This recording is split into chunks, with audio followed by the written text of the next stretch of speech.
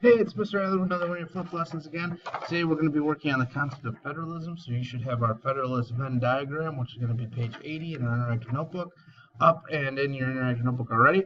You're just going to jot down the notes, and each side of the Venn diagram should be relatively easy to see. If you need to just pause to jot them down and then go, by all means, pause button is your friend. And all right, here we go. Get out of the big screen.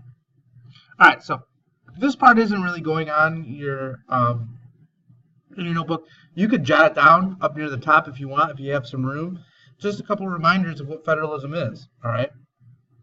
Easiest way to put it is it's a division of power. All right. So whenever I say federalism, I kind of do this, or you can do that if you want to do division, whatever way you want to go.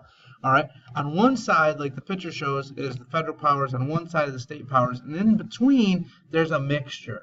So the federalism concept is going to say there's some powers that just the national government does, there's some powers that just the state government does, and there's some that all of them do, that both of them do. And we'll kind of talk about that as we go.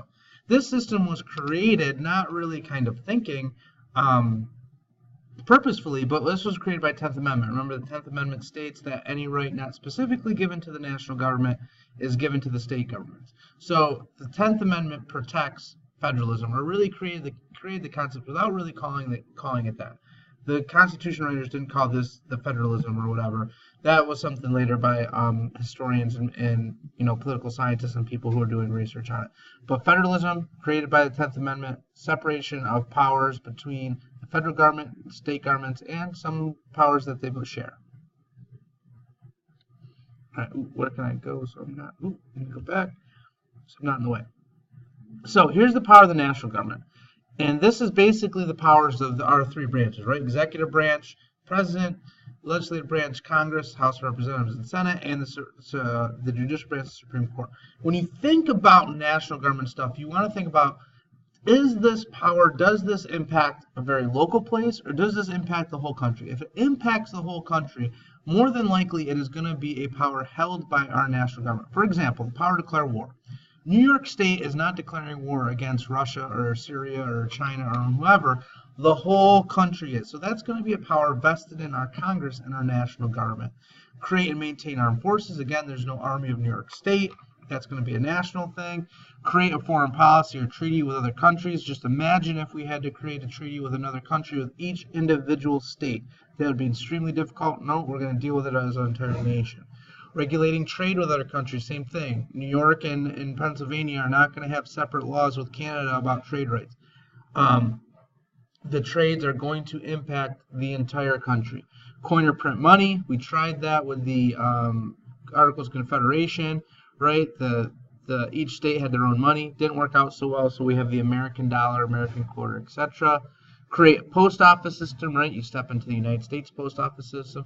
And then this last one is again, remember we talked about with amendments, realizing that we need to produce a document that's going to last. This elastic clause, what does elastic do? You put it on pants and it stretches. So the elastic clause basically says the national government, and i.e. the legislative branch, can make any laws necessary and proper for the government. So that's going to give them a wide range to make laws about things that don't exist in the Constitution. Cell phones, computers, automobiles, planes, trains, all of that stuff. National powers, big scope powers. All right, let's look at the states. What can the states do? Now, this is just the states. The states can create local government. So some, for example, in New York State, Monroe County has a county legislature. Ontario County does not. Why? Because localities control that. Some states have assemblies, some states don't, some states have a senate, some states don't. They can control local governments. Create and maintain local schools, right? New York State deals with its schools, Pennsylvania deals with its schools. Common Core is kind of throwing a little bit of a rope in that, but for the most part, that's going to be a state right. Regulate trade within the state. That's why you go to New York State, there's a sales tax. You go to other states, there's not. That's why you go to some states, there's 5-cent deposit on cans, and there's not. The states can regulate within their state trade and the economy within their state. Hold political elections. right? When we have a presidential election, how you go about doing that, your district and all that stuff is controlled by the state. It's not controlled by the national government. Public safety concerns, so police forces, state police forces, local police forces, that's all going to be state government stuff. And anything not given to the national government, just like we said with the 10th Amendment, belongs to the states. So think about, okay, is this something that can just pertain to one particular state?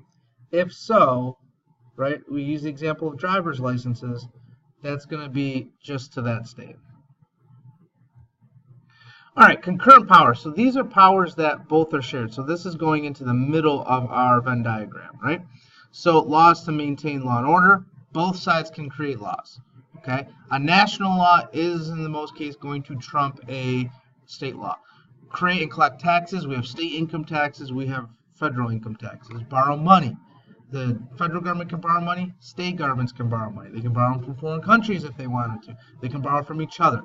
Create banks. We have federal banks. We have credit unions. We have state and local banks. All sorts of different stuff.